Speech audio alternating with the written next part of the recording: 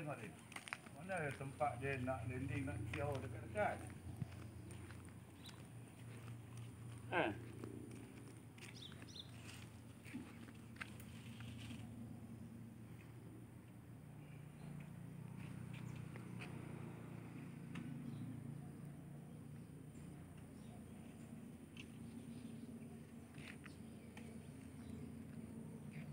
Assalamualaikum.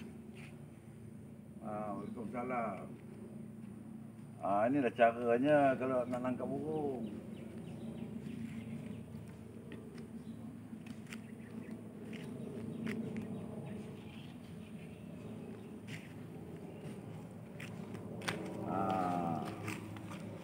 Ini kan, inilah cara nak tangkap burung target. Ada? Ini main punya jauh-jauh kan? Apa macam ada, abu macam ada. Ini kita main jauh kerana mesti mau ada hasil. Betul tu, betul.